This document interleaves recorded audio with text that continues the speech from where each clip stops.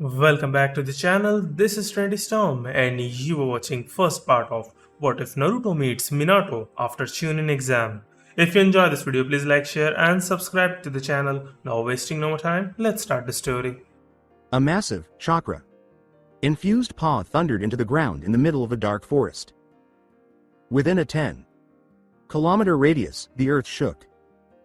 Whipping through the air, red tails unleashed massive cyclones that tore through the forest, uprooting even the biggest trees from their stands. Kurama had escaped. The path of devastation that followed him was strewn with dead shinobi. After being imprisoned for almost a century, the Nine Tails' moment of release should have been cause for celebration, but it was severely damaged by his body and mind being held captive by the infamous Uchiha and its triple damaged Sharingan. The fox clenched its jaw in defiance. That shy clan and their shy eyes are going to be eliminated by me. From Konoha's direction, he could feel hundreds of shinobi moving toward him. Actually, he was about to be jutsu distanced from the first wave. Most likely, they intended to apprehend him and reseal him inside the Uzumaki girl's body. Not a possibility. Despite the fox's immense strength and stature, the fox did not deter the pursuing shinobi. The ninja, with chakra supported balance, leap high into the air and bounce off trees and debris, avoiding the worst of the otherwise devastating seismic upheavals.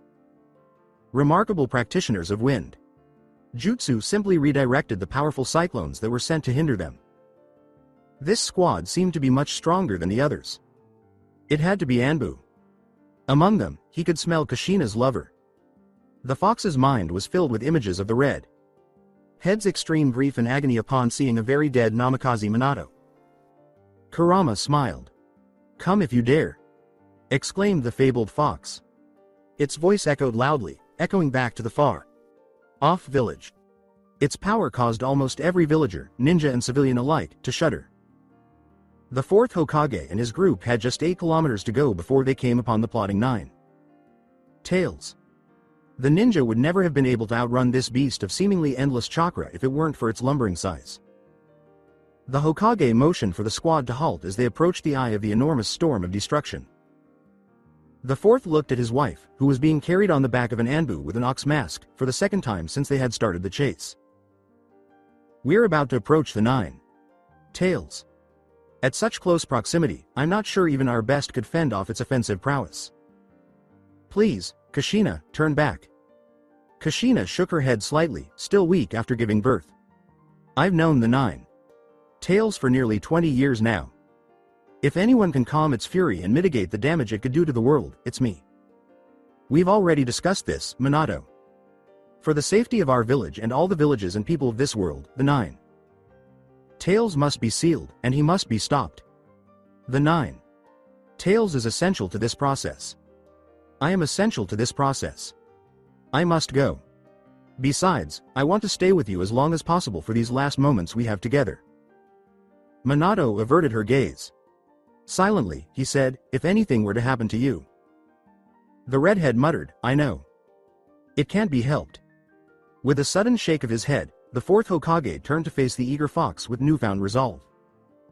Next, he faced the elderly Third Hokage who was positioned alongside them. "Hiruzen, you know what we are about to do. Make sure that my son is remembered as a hero and not feared and hated for being a Jinchuriki." The shinobi god gave a nod. "I shall." Minato bent forward. "That's all I ask." He turned to face his squad and gave a nod. "You know what to do." The group all spoke at once. "Yes, Hokage-sama." The Nine Tails were visible up to half a kilometer ahead, staring in the squad's direction. Its strong ears had heard the conversation that was taking place in front of it. The fox, its curiosity piqued, had paused its attack long enough to hear the Fourth Hokage speak to its former jailer. In a matter of seconds, the squad was in front of the unwavering fox. Kurama had a frustrating smile. "You aren't just going to let me go, are you?" The fourth answered, "No, we aren't. Nine Tails, your power and your malice is too much a danger to the world to be allowed to roam free. We have no choice." The fox said, "Then we are done talking." He unleashed a massive chakra cord that created a massive trench where the squad was standing. The powerful hit made the ground tremble. The formidable third Hokage parried Kurama's second blow, forcing him to focus an unhealthy amount of chakra into his staff to withstand the crushing blow. The fox felt a strong constriction. Like force suddenly hold it down. The 9. Tails clenched its jaws and let a massive rod fall across its back. The summons of the third Hokage. The fox furiously considered. The monkey murmured a few words and leapt to retrieve its dwindling staff. Mount Fuji loomed large over the formidable Biju. Kurama cried, "Who do you think I am?" The fox crushed the mountain with a display of strength as it whipped its tails around in all its glory. Dust and rock fragments fell to earth, bouncing off the fox's coat without causing any damage. Then the 9. Tails broke the third Hokage's genjutsu with a flare of chakra that would later be felt in far off villages. The fox didn't realize Kushina and the fourth were gone until then. It makes sense why he hadn't noticed the red-headed Uzumaki before. She never was present in the first place.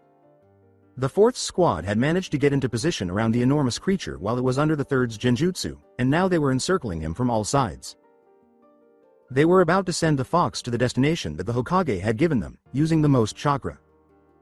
Intensive instance of the flying thunder. God. A girl wearing a rabbit mask, one of the Anbu, muttered, "For the village." The third Hokage watched as the fox and the squad vanished. Kushina and Minato were to handle the rest. The third Hokage wished against hope that Kushina and Minato would survive the 9. Tails resealing, even though they had all prepared for the worst at this point. A tiny baby was lying in a blanket swath several kilometers behind the Hokage monument. Gazing down at her son, who was lying in the middle of the ceiling array they had set up for the event, Kushina grinned.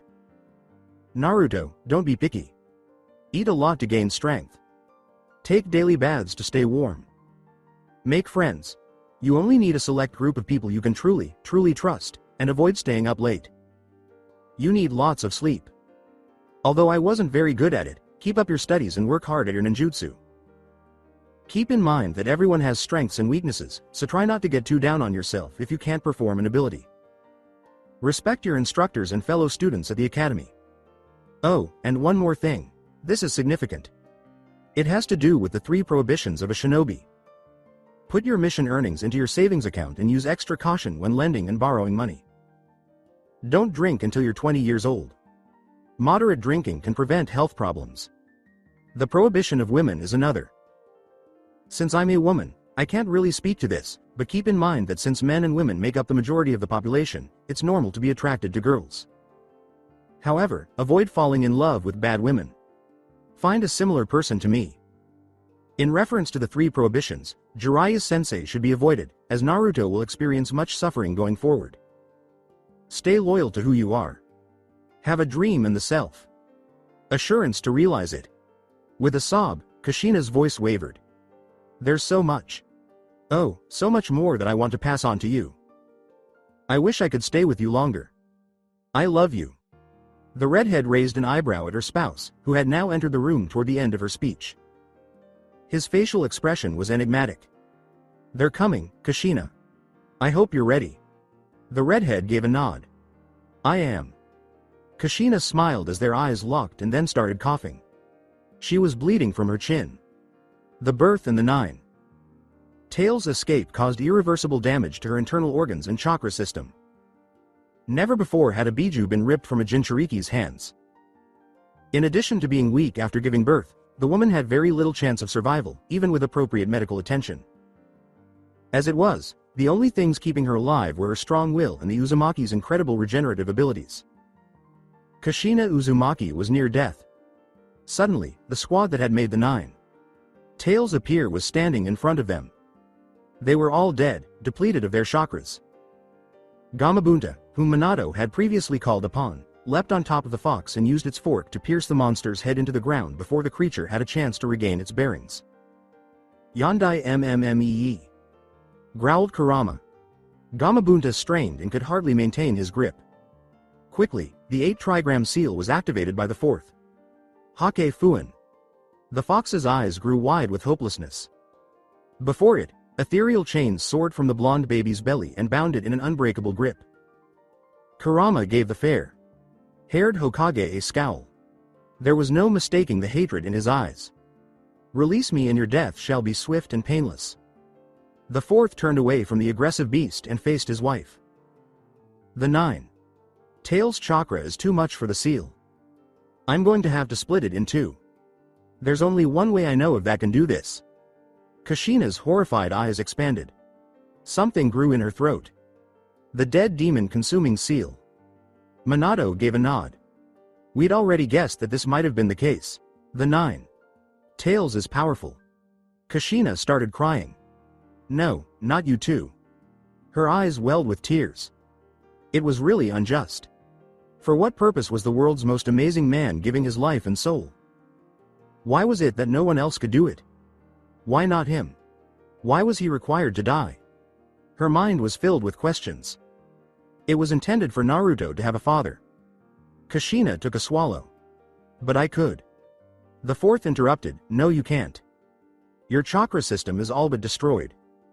No one else knows how to cast it yet. Upon witnessing his wife's apparent agony, his tone softened.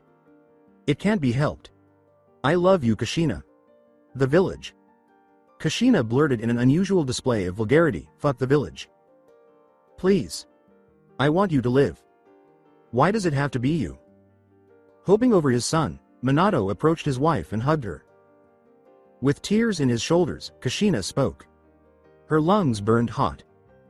Every chakra point crushing her composure and will to live. Kushina struggled mightily to stay alive despite her agony. To persuade her spouse not to take this action. She was aware of its hopelessness. She was aware that the evil known as the 9.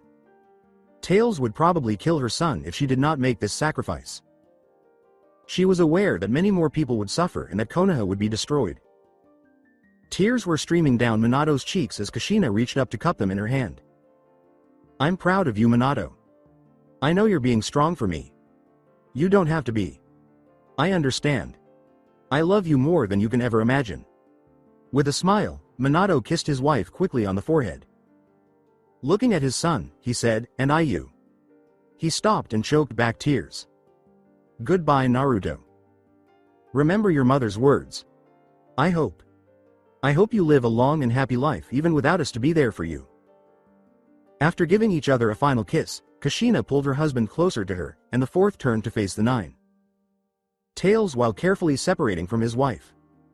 Captivated by the drama, Kurama had sat through the whole scene without showing any signs of strain. Kurama was far more interested in the lives of the petty humans in front of him than he would ever be willing to acknowledge, whether or not he knew it to be true. He protested, you cannot seal me. Let me go. If I break free on my own, I swear that your village and all its people will be wiped clean off the face of this planet. Let me go. Now.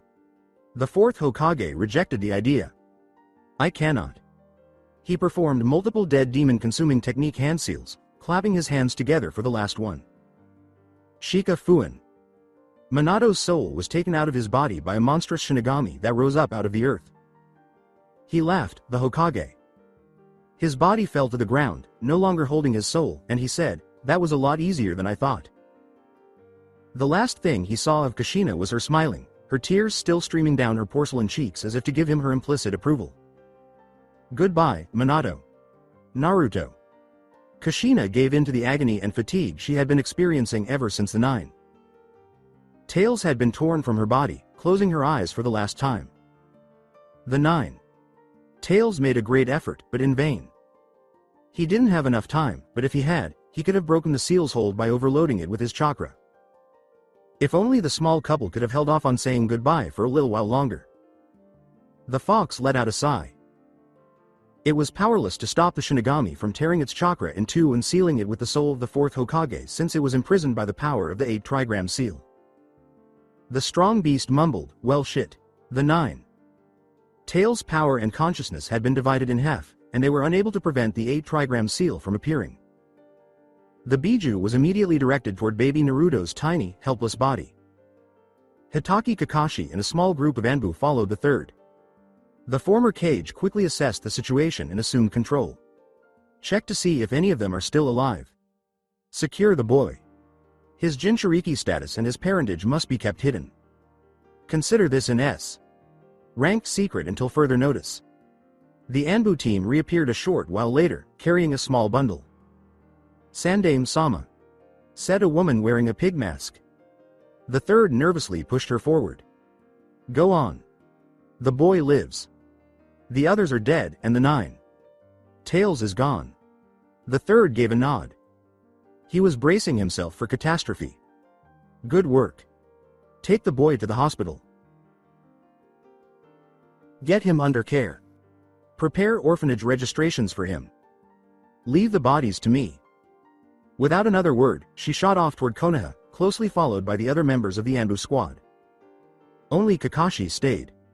They reached the scene after a few moments.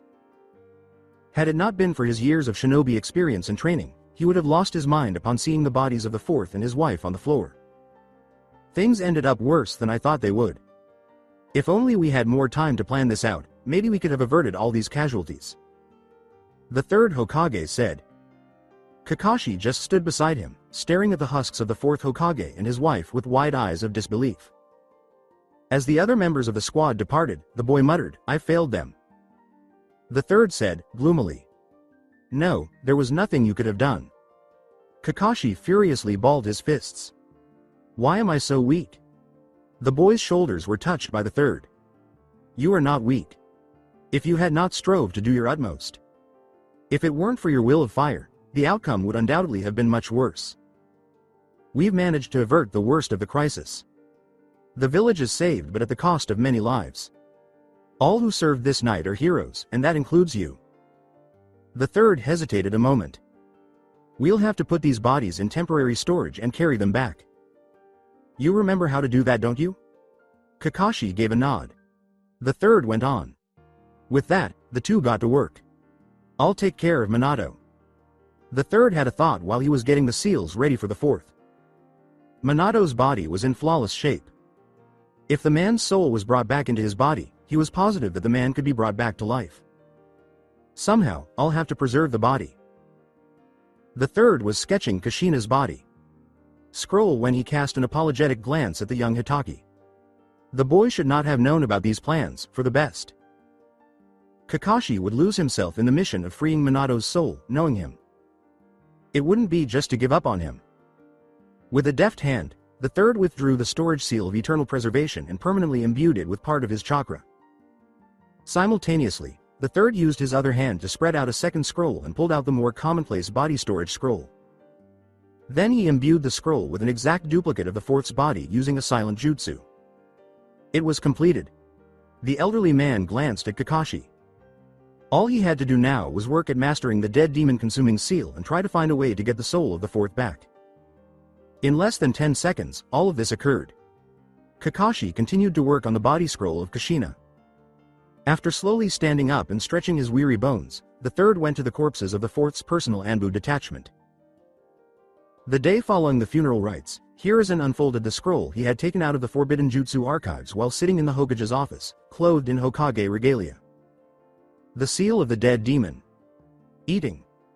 The Uzumaki clan's ancestors invented a sealing method known as the dead demon-consuming seal. It can seal anything of equal or lesser value, but only if the user forfeits their soul. It enlists the power of the god of death. The conditions of the contract for this jutsu are unknown, as is the manner in which the original Uzumaki were able to entice the Shinigami to their will. A soul's worth can only be determined by a Shinigami. Only a portion of what users want to seal may be able to be sealed. The Shinigami permits a struggle for dominance and will when they are summoned to seal the soul of another creature. It is quite possible that the user will not be able to seal the target if the user is weaker than the target. The Shinigami keeps all of its sealed contents inside its belly. Regardless of the effectiveness of the technique, the user's soul will be taken. Oh no. I believe that. The elderly shinobi sneered to himself. Not even summoning this thing won't spare my soul. How very handy. The following are the hand seals, chakra practices, and exercises for this seal. He skimmed the remainder of the scroll with his eyes. That's it? The ancient Hokage bellowed out. The office guard stuck his head through the door. Hokage-sama? Repositioning the scroll on his desk, the elderly man looked at ease. Nothing's wrong, Kirishima. The Hokage took a brief break. Actually, could you have one of the messengers notified to send for Orochimaru? Right away, Hokage-sama. The guard vanished as the door shut swiftly. The god of shinobi placed the scroll on his desk and picked up the pile of paperwork from the previous morning. It's going to be an exhausting day. Regretfully, Orochimaru was not present in the village. The old Hokage was preoccupied with running the show and handling the political fallout from the attack by the Nine Tails and the Fourth Hokage's passing. He insisted on waiting for his student to arrive before beginning his revive Minato project. As it happened, Orochimaru's face would not reappear in the village until a month after the night of the Nine Tails attack. Thus, Orochimaru entered the office pretending to be a snake that afternoon while the Hokage was smoking away his break. You wished to see me SS's Sarutobi SSSS sensei? He laughed, the Hokage. Orochimaru-kun, I didn't think you liked such casualities. Even if it has to do with snakes. The snake grinned sardonically while bared its fangs and then transformed into a long-haired, pale man. A shift in perspective, sensei. Everybody occasionally needs it. Yes, especially you, the elderly man said. You look exactly the same. I really should get you some more sun. It can't be good for your health to spend the entire day in those laboratories. The pale lips of Orochimaru quirked. Conversely, sensei, because of some of my experiments in the lab, I'm in better health than ever. Although it's great to see you again, sensei, you couldn't have just called to catch up. What purpose do you have for me? The Hokage smiled pitifully at his erstwhile student. As always, you seem diligent. All right. He extracted a scroll from his desk and gave it to his follower. This is the scroll for the seal of the dead demon eating. To what extent are you aware of it? Orochimaru quickly skimmed the scroll, not bothering to read it. Sensei, this scroll covers the method and how to use it in detail already. Why are you asking? The pale man was met with an accusing stare from the Hokage as he rolled his eyes. Rarely does a scroll cover every aspect of a technique. This is particularly valid for prohibited methods like this one. This is Orochimaru, you know. Orochimaru smiled. I'm sorry, sensei. Regretfully, I am limited to the knowledge this scroll can impart. I guess it wouldn't be so easy, would it? The elderly man mumbled. The Hokage then sat up and glared at his pupil. That's the reason you're here. I need your assistance researching this method. We both know every kind of jutsu there is in the world. You are young, but I am old. I don't have the time or energy to pursue such endeavors on my own anymore. The Hokage gestured toward the pile of documents arranged neatly on his desk. I'm a slave to paperwork, as you can see.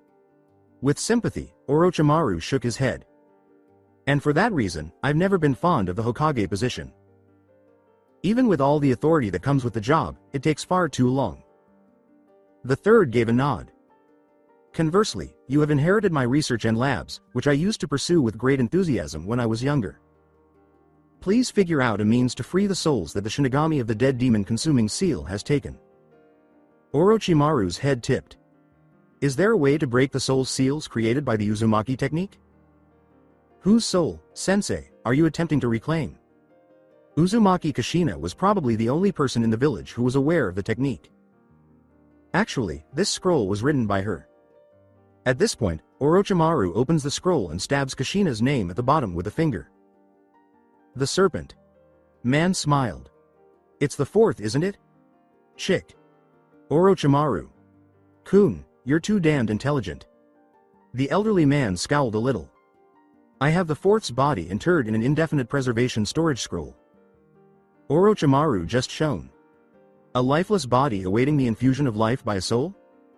And, sensei, where are you keeping his body? I think I could bring the fourth back in your place if you just leave everything to me. I'm hoping to be able to return a living, breathing Namikaze Minato to Konoha at that point. The third laughed. He was well known to his student. That would be ideal. I will personally deliver the scroll to you later tonight. Think of this project as a private collaboration between us both. He paused, took a long drag, and blew smoke all over the room. Imagine the surprise on the people's faces when they see their fourth Hokage up and kicking again. The elderly man laughed. He laughed and Orochimaru laughed as well. Yes, imagine that. Inside his body with me. Later that night, the scroll holding the corpse of the fourth was seen being tossed around by the snake Chuunin. Though he had not yet mastered the soul transfer technique, he estimated that he would have done so within a few years. Orochimaru was a man of patience. He was able to wait. A few months subsequently, one of Konoha's 10 Anbu captains knelt before the Hokage, wearing a mask with a demon's face on it. The elderly man impassively sat behind his desk and said, "Report." The man gave a nod. "Hokage-sama, we've discovered the identity of the culprit behind the disappearance of the various shinobi and citizens throughout the village." The man hesitated. The Hokage hurriedly chewed on his pipe and said, "Go on." "Sir, this is your student. Orochimaru is this. They have been employed by him in his research. In a raid we carried out not far from the border of the country, we discovered a lot of notes and chakra diagrams." Hiruzen's pipe clattered to the floor after falling out of his mouth.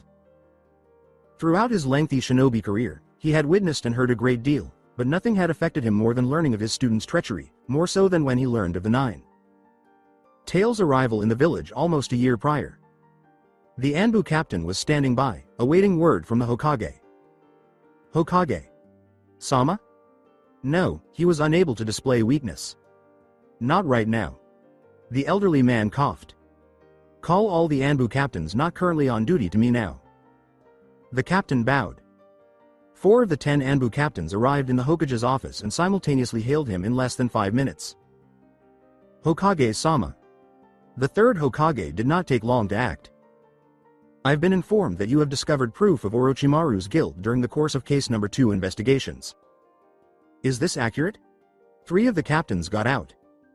"Yes, Hokage-sama, we have all relevant documents right here." The Hokage perused the documents, fervently hoping that they were mistaken in some way. The Hokage heaved a little sigh as his fear and dread became certain.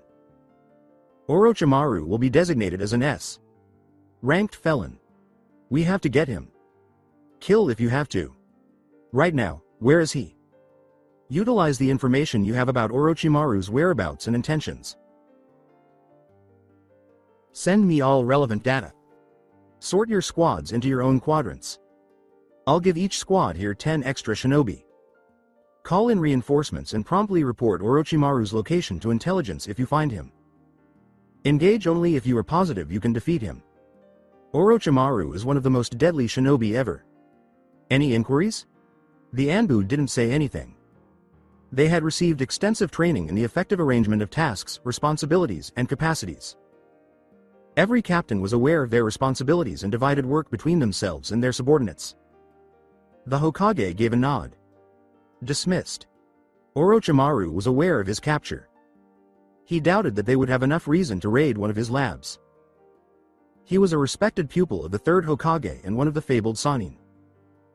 Despite his stellar reputation, Orochimaru was not afraid to put precautions in place when they were necessary. His prudence paid off. As soon as Orochimaru discovered that an Anbu raid had taken place in one of his more exclusive labs, he made his getaway. The snake man grinned as he sped blindingly through Konoha's forests. It appears that the elderly man is at last understanding. I wish I could have witnessed the look on his face when he received the news. All of a sudden, Orochimaru thought, and started chuckling. Imagine his face now, when I return to wipe out Konoha in Minato's body. Of course I'll be there to witness that. Suddenly, his eyes snapped open, and he was staring at the unique wooden creases in the ceiling of a Konoha hospital room. The blonde shinobi blinked, confused. There is no way that this is the Shinigami's stomach. He turned in time to see a man in a mask hurrying to his bedside as a sudden clatter sounded nearby. Hey, Minato-sensei. You're conscious. The Cage studied the man who had spoken to him so comfortably. Who are you? His sky blue eyes lingered on the masked face and the mop of white hair. Anywhere he looked, he could identify the mask and the hair. Kakashi? Kakashi gave a nod. You look so much older. How long was I gone? The blonde cast a glance around. How am I still here? How did you come to my rescue? Hold on. Minato sat up sharply after having an epiphany. Is Kushina still alive? Where is my son? With a single hand, Kakashi rubbed the back of his head and grinned pitifully. Whoa. Sensei, please slow down. Permit me to provide the answers to you in the order that you have requested. Gradually, the yellow flash repositioned himself among the cushions behind him. Kakashi hesitated. Minato was prepared to believe the worst, whatever he had to say. It's so good to have you back, Minato-sensei. It's good to be back. Kakashi leaned forward and held up a finger, saying, first and most importantly. Minato readied himself to receive unfavorable news. I need to provide some background information. Please be patient with me. Minato silently scoffed. When did Kakashi start acting like such a cruel conversationalist? Nevertheless, it was better than the depressing, suicidal Anbu specialist Minato had known him to be in the past. Right now, you are being kept in a shinobi hospital room close to the Hokage Tower. We discovered you yesterday, lying on the roof following the conflict between the third and his pupil, Orochimaru. Both of them have since passed away. Minato's eyes widened in shock at the news, and he froze rigid. He didn't respond further, so Kakashi was able to carry on. I see that's news to you. Kakashi took note. Have you noticed where we are? The fourth gave a nod. There isn't a hospital close to the Hokage Tower, but we are in a Konoha hospital room near it. While I was away, you either built a hospital or I'm in the building used for torture and interrogation. Was that what I understood? With flawless precision. You receive 100 points. Kakashi grinned. Although you might not have noticed, you are under maximum security confinement right now. You won't be allowed to go farther than 5 feet past this bed, and your chakra is sealed to stop any strange activity. Minato let out a sigh. And you're about to tell me why? Kakashi gave a nod. In essence, we are unaware of how you came to be in this moment.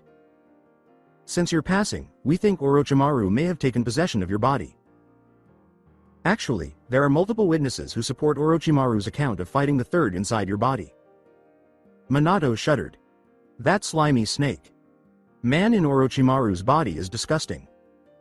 If Kakashi perceived the fourth's response, he chose not to express it, instead carrying on with his conversation. Some were worried that we would be resurrecting Orochimaru instead of you, while many others wanted to see you revived. You're here for that reason.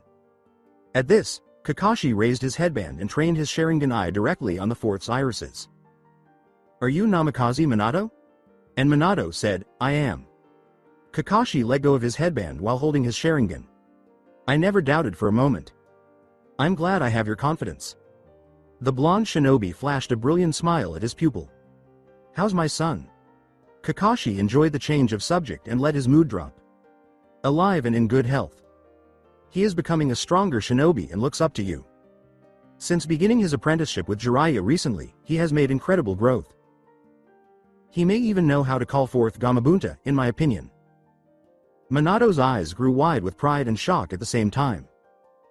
Kushina, too? How is she doing? Minato felt a sharp pain as Kakashi's face fell. Kakashi. Is she? Kakashi gave a quiet nod. We believed you two passed away simultaneously. You and your spouse are interred next to each other, so I assume that whatever we buried next to your wife was a replacement of some kind. We looked it over. Nothing has changed on your grave since the burial. Minato swallowed, but remained calm. Later on, he would have his meltdown, but not right now. Is there anything else I need to know? He was betrayed by a few stray tears that trickled down his cheeks. For all his technical innocence, Minato had clung to the irrational belief that his wife might have lived through their ordeal. That hope was cruelly crushed by the finality of his student's words, which consigned it to a hellish oblivion. Yes, Kakashi replied. The year we are in right now is 115. You haven't been heard from in almost precisely 12.5 years. In addition, your son was raised in an orphanage from birth and is unaware of his true parents. He is unaware that you are his father. By order of the third Hokage, both his parentage and his status as a Jinchuriki are S-rank secrets. Also, thank you Kakashi. Minato bowed his head, struggling to suppress his debilitating sense of loss. The news of Kushina's death had hit him hard in the heart, even though he had expected it. He could barely register anything else, and he didn't want to irritate his student. There was no use forcing Kakashi to say anything more. Kakashi got up without a word. It was insignificant. Then, I suppose, I'll be leaving you. You'll soon be leaving here. It should please you to learn that your previous residence is open for your return. I'll pay you a visit once you're back. The pale-haired ninja advanced cautiously, pausing at the entrance.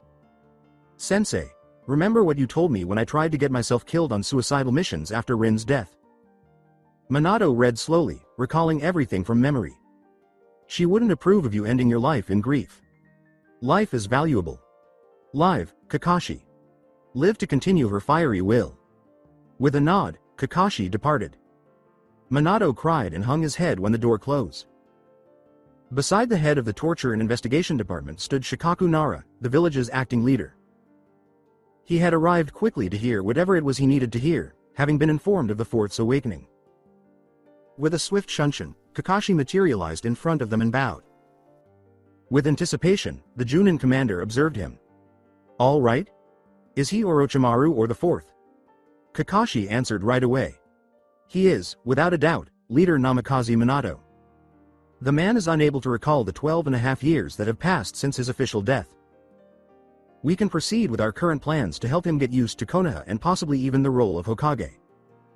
Shikaku smiled miserably. If he desires it, that is. Ensure that you pay him a visit once he gets back home. The only close relatives he has left from his time are you and Jiraiya. In response, Kakashi gave a yes. Yes, leader. You've been fired. When you are needed again, you will be informed. Kakashi did not move from his position. Leader, the man isn't responding well right now. He is mourning the loss of his spouse. I believe you should wait until a later time if you want to speak with him. Shikaku gave a nod. Noted appropriately. Rejected. Kakashi saluted and turned to leave the Chuunin commander. Ibiki, I appreciate how quickly you organized the accommodations for the 4th of July. You've performed admirably. When you're needed again, we'll get together. It's time for me to return and continue managing disaster relief. Shikaku started to back away, then stopped. What do you know? How about we grab a few drinks later? Shikaku. Ibiki thought about the suggestion. Yes. Come with me to that bar by Chuunin's main office. Could we also extend an invitation to a few others? Good luck with the paperwork, and we'll drink you to the ground. TCH. Scowled Shikaku. It stinks to be the Hokage. As the Chuunin commander walked out of the T&I department, Ibiki laughed. The T&I experts would need multiple hours to eliminate the chakra seals and barriers that were applied on and surrounding him. During that period, they had updated him about all the significant happenings in the village that had taken place while he was away. After being found guilty of kidnapping and experimenting on tens of civilians and shinobi from the village, Orochimaru was labeled an S. Rank missing nin. The man had only recently returned to the village of Konoha, where his final demise at the hands of the deceased third Hokage occurred. It was also discovered that the Snake Sanin had joined the ranks of the Akatsuki, an organization led by a growing number of S. Ranked missing nin, prior to the invasion. Then, a list of the crimes these S. Ranked members were known to have committed was included with their names. The man had been gone for 12.5 years, and some of the names were entirely unfamiliar to him. Zetsu? Pain? Deidara? Some had more experience. Uchiha Itachi, the strongest of the 7 ninja swordsmen of the mist, is Hoshigaki Kisame. Itachi Uchiha. Minato instantly thought of a small boy, bouncing happily in the arms of Kushina's friend, Uchiha Makoto. Before going missing from the village, Itachi had apparently killed every single member of his clan save for his brother, Uchiha Sasuke. The Uchiha was the village's most dominant clan. This Itachi has to be an incredible and formidable shinobi. Minato made a silent observation. The speaking woman gave a nod and cleared her throat. A cup of water was handed to her, which she gratefully drank. When Kushina finds out about Makoto, she will be very unhappy. Minato thought before realizing his mistake. Since Kushina was deceased, he would not be aware of Makoto. After giving her attendant the empty cup, the woman started discussing the political ties between the Konoha and the various hidden villages. Though Minato seemed to be listening intently, he was internally torn and listless. The evening air carried the comforting scent of tea. The ghost of a familiar red head appeared to the former Cage as he opened the door to his old apartment room. Her back was to him as she walked through the kitchen, humming a little tune. With a blink, the image vanished from Minato. A tall, white-haired man with long green sleeves peeking out of a light red vest took her place. The man turned around and gave a friendly smile. "Hi, Minato. The tea is almost finished. I'll be there to help you. Get seated." The blonde shinobi stood there, holding the door open with his hands. "Jiraiya-sensei." His mentor smiled mischievously at him. The wart on his nose was still there on the right side. Who else? Minato remained motionless. The Toad Sage seemed to have gotten along very well over the years. "He hasn't altered in any way," declared Toad Sage. Turned around once more and filled a cup with tea. "How long do you plan to stand at that door?" As he shot the tea nearly vertically up into another cup and back down again without losing a drop, he asked in a conversational tone.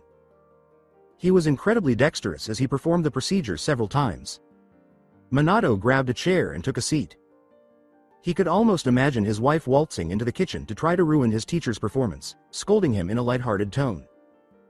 "Jiraiya. Sensei, you arrogant person." The commanding tone of his mentor's voice made Minato's heart twist painfully. "Here, drink this." Jiraiya whirled around, flinging a full teacup in the air. The fourth carefully put down the cup, holding it between his thumb and two fingers. Carrying a full kettle in one hand and another cup of tea in the other, Jiraiya sauntered out of the kitchen. Cocking back a chair, he took a seat across from his long lost pupil. "I did the apartment's cleaning for you. Additionally, I set everything up to make this place feel more like it used to. You wouldn't believe the damage the final tenant did to your kitchen." With a wide smile, the sage allowed Minato to raise the cup and take a sip. "How is it? Sweet." He sipped it again. "Split. Precisely as I recall." Jiraiya took a swig and drained his cup, then poured himself some more. "How are you feeling?" "I feel as if my heart has been ripped apart. I wish Kushina were here." The sage firmly stated, "As do I, but she's not, so we'll just have to deal with it." Minato swallowed, his voice faltering a little. "It seems like only a few days to me. You know, the last 10 years, I wasn't really conscious. She used to sit where you are sitting right now, as I recall. Everywhere I look, her ghost is there." She was in the kitchen, humming her go-to song, when I came in. We told you about Naruto's name just a few weeks ago when you were here. It seems like she could enter at any moment. Minato.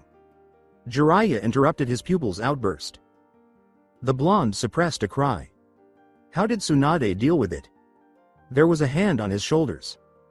Tsunade Minato was devastated by Dan and Nawaki's passing. She drinks to drown her sorrows and plans to spend the rest of her days intoxicated. Jiraiya lowered his hand and said something solemn. Tsunade is still not back in the village. As of late, it seems that she has become addicted to gambling and has been accruing debt wherever she goes. Tsunade takes a losing bet. Jiraiya gave a headshake. I am aware of her intentions. The woman is disguising the loss she feels in her heart behind the losses she has incurred.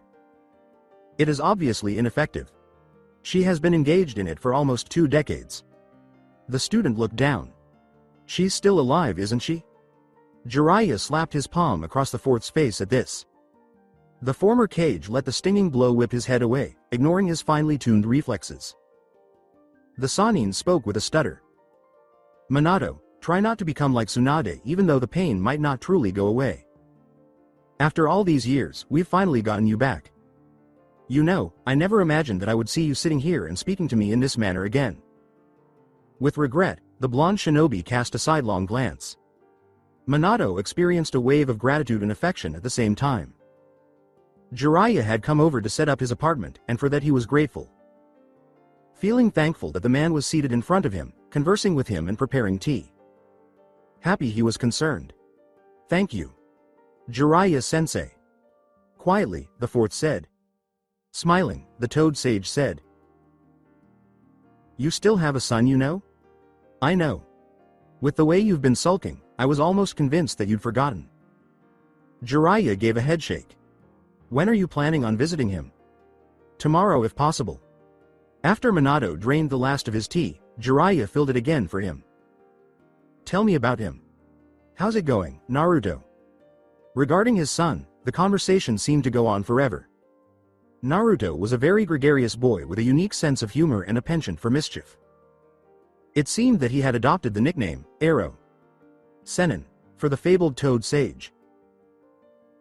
Minato considered this with justification. The conversation between the two continued long into the night, only to be cut short when Hitaki Kakashi entered the room holding a big bottle of expensive looking sake in one hand and dinner in the other. Jiraiya gave a deadpan glare to the other white-haired shinobi. You're running behind schedule. It's almost time for midnight. Kakashi apologized by waving. All right. A couple of pretty butterflies caught my eye, and I drifted off to sleep. You are aware of how that feels. The sage nodded sharply. Well, I can't really blame you if it's the butterflies. They had to be very special. Very. With a smile on his face, Kakashi arranged bowls of noodles and steamed buns on multiple plates. Minato looked from Jiraiya to Kakashi and back to the Sannin, horrified. Not in a way. Kakashi placed some disposable chopsticks in front of him and turned to face his mentor. What's wrong, sensei? Minato got to her feet. Jiraiya, ma'am. When I asked you to assist him in overcoming his depression, this was not what I meant. Jiraiya just let out a loud laugh at his student's objection. The fourth realized he would not get his point through, so he sat back down and muttered something sulky. There must have been better ways to do it than to teach him your habits. The toad sage went insane at this point.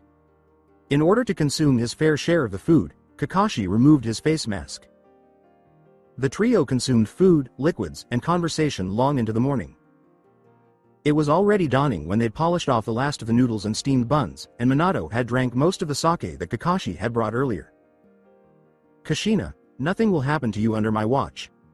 He mumbled something and collapsed in a drunken daze. I promise. The two more sober after exchanging knowing glances, the shinobi helped the fourth Hokage get into bed. While Jiraiya filled a small tub with soap and water, Kakashi cleared the table. After 15 minutes, the white-haired men spread out on the living room floor of the apartment the individual futons they had each brought. Laying flat on his back, Kakashi gazed at the ceiling. You think you'll be okay? Definitely. Jiraiya confidently answered. We have him covered. He'll be all right. Kakashi mumbled a final word before closing his eyes and falling asleep. Hopefully. Pulling back the curtains, Kakashi let sunlight stream through the space. The result was immediate. The light burned Minato's eyes so much that he threw a pillow over his head and moaned. He muttered, "Go away." The pillow was ripped from his mentor's clutching hands by Kakashi. Minato thought as he reached mindlessly for the pillow that Kakashi was holding just out of reach. Kushina is such a mean person. He moaned, Kushina, as he opened his eyes and felt a strong hangover. His vision flickered, then sharpened to a white mop of hair covering a dark blue mask. Yo, my cute Minato-sensei. With a screech, Minato leapt from the bed and landed on his feet on the opposite side, his body positioned defensively. He lowered his stance and staggered, almost losing his balance. Kakashi? What are you doing here? He asked. His pupil darted across the space, capturing the incredibly inebriated blonde. I came to visit you last night, remember? I brought food and sake and everything. The blonde gave an eye roll. No, I meant what are you doing here, in my room? Kakashi gave an innocent smile. Do I need a reason to visit my cute little sensei? Minato exclaimed, Oh my god, Kakashi. In frustration. He winced in pain as his brain throbbed against his skull. Kakashi sat his mentor down in a chair close by. We were going to see your son today, remember? Jiraiya. Sama is going to take your son on a trip to find Tsunade. Weren't you going to go with them? Ignoring his hangover's crippling symptoms, Minato leapt out of the chair. They're leaving this morning? What are we waiting for? Kakashi grimaced exaggeratedly. Well, first, you'll need some breakfast. Second, you're going to do something about your horrible breath. Third, you're going to pack and make yourself presentable. But what if? You still have a few hours before they meet and head out. Don't worry about it. Remember. Main entrance. 10 o'clock. Kakashi opened the bedroom window, and Minato nodded. There are some hard boiled eggs on the kitchen table and heated tea on the stove. You'll find something for your hangover in the bathroom cabinet, the masked shinobi said, giving his mentor one last glance. Kakashi put his foot on the window ledge. He leapt out into the streets and left before Minato could reply, saying, "See you later." The blonde stumbled into the bathroom and turned on the water for a chilly shower, feeling ashamed of himself. The former Hokage laughed heartily when he realized he had entered the shower still dressed in the hospital clothes they had found him in. Kushina would be so disappointed with me. His shirt was soaked with water. He carefully removed the remnants of cloth from his immaculate body, expecting Kushina to follow suit. Her voice sounded playful and sang. Sanji, echoing through his memories. Minato, I'm about to enter. Tiny flames of arousal burned at his core before it was consumed by overwhelming grief, and he saw his wife dancing through the doorway, wrapped in a small towel. How disorganized I've become. It was a little after dawn, and he'd only had about 3 hours of sleep. Oh well, it's the life of a ninja. I'll just have to deal with it, Jiraiya thought blandly as he swallowed the hard boiled egg he'd nibbled for breakfast and gulped down the rest of the tea from his bottle.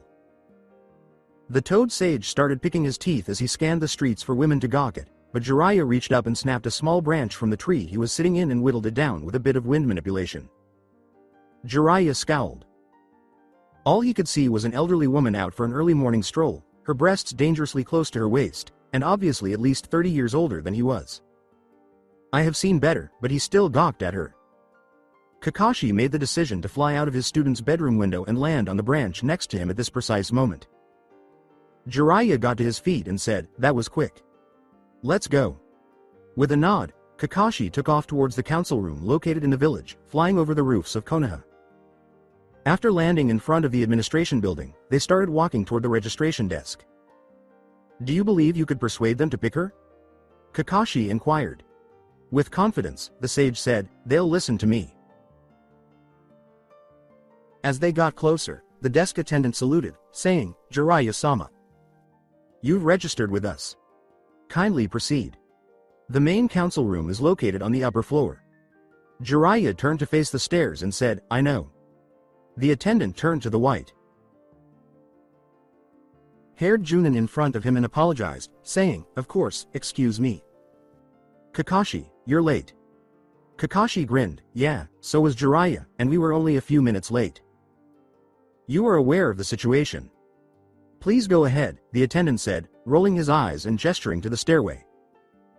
The Chuunin signed the register, nodded, and vanished with a shunshin and a swirl of leaves. The attendant frowned, staring at the mound of leaves covering the floor for what seemed like the 100th time since he started working there. Damn it. He only does that, I swear, to annoy me. To grab a broom, the man got up from his desk. The most powerful political and military figures in Konoha gathered around the table in the council room, with the 2 members of the Konoha Council, Homura Mitokado and Kaharu Utatane, sitting at the head of the table, holding the final say over who would succeed Hokage.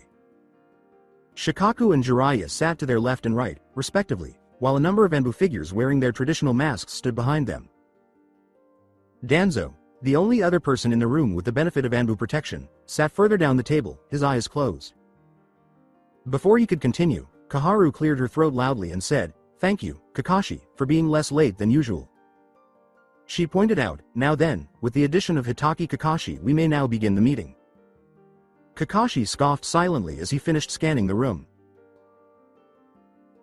"I know for a fact that those 2 aren't Anbu." Having been a part of Anbu, the former specialist knew that no 2 Anbu ever wore the same mask in each other's presence. After concluding her remarks, Kaharu turned to face Homura, who cleared his throat and started speaking. "You all understand why we have convened here," Kaharu said. "After fiercely defending the village, the late 3rd Hokage has died. We will all be deeply saddened by his passing as he was a remarkable shinobi of Konoha. Each of us carries on his fire. Loving will. We are not able to stay in our sorrow forever. A Hokage is needed in the village.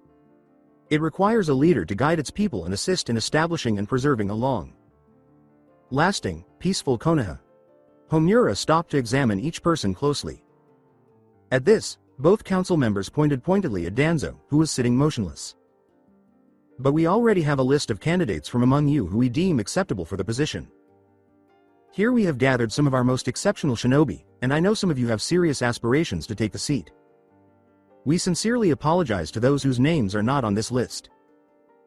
Homura turned to face Danzo, who pretended not to notice, his knuckles tightening over the table, the only sign of his dissatisfaction. Where Homura left off, Kaharu continued, saying, "Actually, we only have 3 people on our list."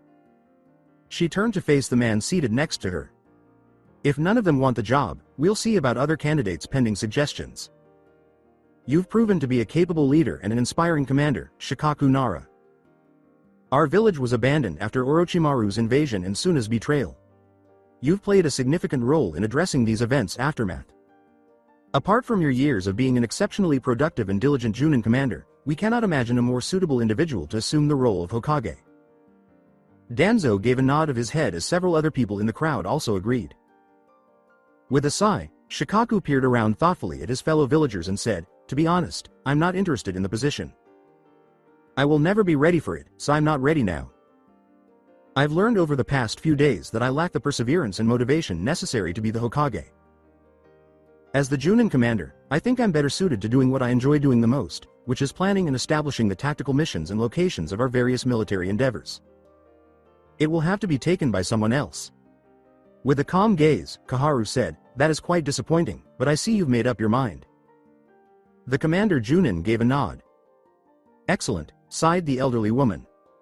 "Homura, you take the lead." Jiraiya of the Sannin, the other council member, said, clearing his throat. "We have you as our next top pick. You have been a very devoted shinobi to Konoha for a very long time. A lengthy list of accomplishments is also attached to your name. You have established yourself as a formidable shinobi and were a key player in the Third Shinobi War." The Tiger. Mask Anbu nodded in agreement as Homura went on, "You're a born leader. A guide to those in need. You were teacher to the Fourth Hokage, and your students have grown to become exceptional shinobi in their own rights. Your advice has always produced amazing results. You can easily become Hokage because you are well versed in our village's politics." The Toad Sage shook his head, chuckling softly, "You're making me sound better than I really am with the way you're laying it on, Homura." He dropped his hands. "I don't think I'm cut out to be Hokage, and I'm definitely more productive in the field than in the office. But I think Tsunade, the other Sannin, is far more qualified for this job than I am. Her war credentials are the same as mine, having been granddaughter of the first Hokage. She is the driving force behind numerous medical advancements and a formidable shinobi in her own right. She has proven to be an incredibly capable leader and as well liked for both her heritage and the innumerable lives that she has helped save while serving as the former head of our village's medical program." With a confident expression, Jiraiya said to the 2 council members, "She would make a better Hokage than I." "Yeah, we did consider her briefly, but the problem is, we do not know where she is," Kaharu said, turning to face her fellow council member, who nodded in agreement. "She hasn't lived in the village for a long time. We would consider her for the role if she could be located in any way." "And who is this third candidate that you're considering?" the Toad Sage asked with a wise nod. "That would be our recently recovered Fourth Hokage, Namikaze Minato." There was a lot of talk in the council room. Only the shinobi who had found and taken care of the man knew that the fourth had been discovered. No formal announcement had been made, so most people had not been informed. It wasn't for very good reasons that shinobi gossiped. The chattering stopped as Homura sharply cleared his throat. "Silence, please. If it becomes necessary, we can talk about the circumstances surrounding his resurrection at a later time. We would like to formally declare the discovery of the fourth and S. ranked secret for the time being. At best, our relationships with Iwa and Kumo have been shaky. Hearing of the fourth's return might tempt Iwa to attempt some nefarious military or political action against us as payback for what he did to them in the last war. Kumo might conclude that with the return of our former cage, Konoha had grown too strong. The consequences remain the same. We should keep this between us, for the best. And how would you make the man Hokage if his identity is such an important secret?" Danzo asked, opening the one unbandaged eye he had been keeping closed. "The secret would automatically vanish if he were to become Hokage. And Konoha has just been dealt a serious blow. Koharu sniffed. I'm sure the loss of one Namikaze Minato to our ranks more than makes up for it. We lost the third and a sixth of our shinobi forces. That is true whether or not he chooses to become Hokage, one of the women seated in the room gestured to be heard. Well, Homura shook his head, defiantly rejecting her reasoning. Since when did Konoha fear other nations so much that it would force its more powerful shinobi to hide themselves as S? Rank secrets? Danzo interjected. Did we mark the legendary Sannin as S? Rank secrets when they first earned their titles? Did we make Sarutobi Hiruzen an S? Rank secret when he demonstrated an incredible mastery of all 5 elements? Has Konoha gotten so weak that we are scared to even hold strong shinobi? What kind of backwards world are we living in these days? The old war. Hawk sighed. I remember a time in which powerful shinobi were flaunted to both show the strength of the village and inspire fear in the enemy. Before expressing his opinions as was expected of him, Jiraiya gave Danzo a severe look. He has a point. The freedom and welfare of the powerful shinobi in our village are compromised by this kind of secret. I propose eliminating these types of mandates. The fourth does not have to face rejection from his own community. The council members exchanged glances before Koharu broke the silence and said, okay. However, be aware that the decisions made here today are the reason behind any war declarations from Kumo or Iwa. Jiraiya, are we getting a little off topic? She asked, turning to face the lone Sannin in attendance. We're not sure of Tsunade's location. Our previous Hokage, Namikaze Minato, would be the obvious choice for the position as you don't want it. Kakashi made a gesture to talk. Yes, Kakashi? He doesn't want the position. As his fellow council member turned to face Jiraiya, Homura knitted his brows. What? Is that accurate? Questioned Koharu. We spoke to him last night, the Toad Sage said, nodding. He desires to be deployed abroad. He believes that as an active shinobi, he can find this person more effectively. He claims to be able to locate the person who attacked the 9 tails on that particular night. But he can do that and still be Hokage, can't he? The council protested. To be honest, his wife's passing is probably the main reason he's rejecting the role. Jiraiya sighed and shook his head. It was because of her that he was first made Hokage. He no longer wants the job now that she's gone. Honestly, there's not much we can do about it. After that, I suppose we can begin accepting requests from Wood. Be Hokage. But wait, what about Tsunade? Jiraiya interjected. We don't know where she is, Koharu said, shaking her head. We have proven that. With a smile, Jiraiya said, actually. I've been tracking my teammate since she left almost 20 years ago. I can practically pinpoint her exact location thanks to some very trustworthy information I recently received from my network. I can get her back in Konoha in time for the official Hokage selection if you give me a few weeks. The council members exchanged words for a short while before coming to an agreement, and Jiraiya paused to let them register. It is agreed. We will offer Senju Tsunade the job if you can get her back to Konoha in time for the formal selection. I'd also like to take one Uzumaki Naruto with me, smiled the Toad Sage. Naruto Uzumaki?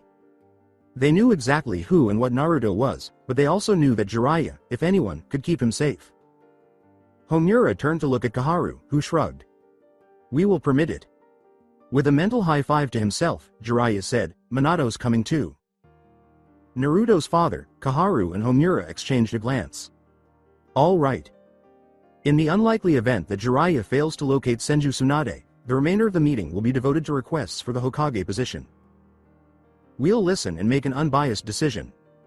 People who don't submit a request could be kicked out. Danzo held up his hand to say, hold on. Tell me about the fourth, please. Many people in attendance expressed the same opinion. Shikaku, would you? Homura sighed, all right. The villages soon. 2. B. Former leader got up and summarized the fourth's discovery and subsequent recovery, saying, sure. Pulling back the curtains, Kakashi let sunlight stream through the space. The result was immediate. The light burned Minato's eyes so much that he threw a pillow over his head and moaned. He muttered, go away. The pillow was ripped from his mentor's clutching hands by Kakashi. Minato thought as he reached mindlessly for the pillow that Kakashi was holding just out of reach. Kushina is such a mean person. He moaned, Kushina, as he opened his eyes and felt a strong hangover. His vision flickered, then sharpened to a white mop of hair covering a dark blue mask. Yo, my cute Minato-sensei. With a screech, Minato leapt from the bed and landed on his feet on the opposite side, his body positioned defensively. He lowered his stance and staggered, almost losing his balance. Kakashi? What are you doing here? He asked. His pupil darted across the space, capturing the incredibly inebriated blonde. I came to visit you last night, remember? I brought food and sake and everything. The blonde gave an eye roll. No, I meant what are you doing here, in my room? Kakashi gave an innocent smile. Do I need a reason to visit my cute little sensei? Minato exclaimed, oh my god Kakashi. In frustration. He winced in pain as his brain throbbed against his skull. Kakashi sat his mentor down in a chair close by. We were going to see your son today, remember? Jiraiya. Sama is going to take your son on a trip to find Tsunade. Weren't you going to go with them? Ignoring his hangover's crippling symptoms, Minato leapt out of the chair. They're leaving this morning? What are we waiting for? Kakashi grimaced exaggeratedly. Well, first, you'll need some breakfast. Second, you're going to do something about your horrible breath. Third, you're going to pack and make yourself presentable. But what if? You still have a few hours before they meet and head out. Don't worry about it. Remember. Main entrance. 10 o'clock. Kakashi opened the bedroom window, and Minato nodded. There are some hard-boiled eggs on the kitchen table and heated tea on the stove. You'll find something for your hangover in the bathroom cabinet, the masked shinobi said, giving his mentor one last glance. Kakashi put his foot on the window ledge. He leapt out into the streets and left before Minato could reply, saying, see you later. The blonde stumbled into the bathroom and turned on the water for a chilly shower, feeling ashamed of himself. The former Hokage laughed heartily when he realized he had entered the shower still dressed in the hospital clothes they had found him in. Kushina would be so disappointed with me. His shirt was soaked with water. He carefully removed the remnants of cloth from his immaculate body, expecting Kushina to follow suit. Her voice sounded playful and sang. Sanji, echoing through his memories. Minato, I'm about to enter. Tiny flames of arousal burned at his core before it was consumed by overwhelming grief, and he saw his wife dancing through the doorway, wrapped in a small towel.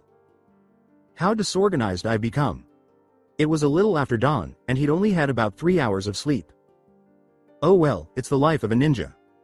I'll just have to deal with it, Jiraiya thought blandly as he swallowed the hard-boiled egg he'd nibbled for breakfast and gulped down the rest of the tea from his bottle. The toad sage started picking his teeth as he scanned the streets for women to gawk at, but Jiraiya reached up and snapped a small branch from the tree he was sitting in and whittled it down with a bit of wind manipulation. Jiraiya scowled.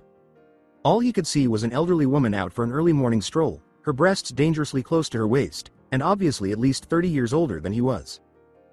I have seen better, but he still gawked at her.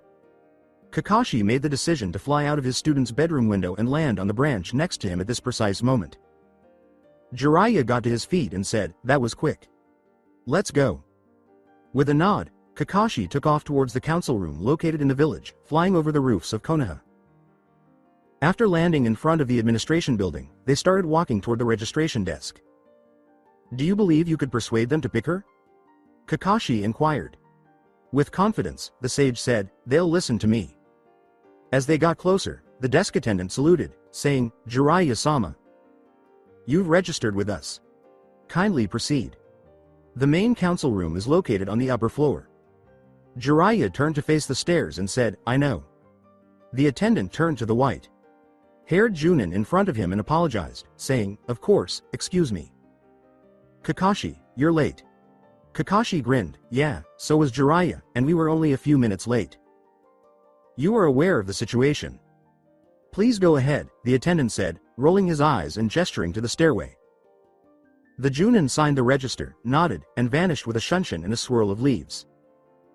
The attendant frowned, staring at the mound of leaves covering the floor for what seemed like the 100th time since he started working there. Damn it. He only does that, I swear, to annoy me.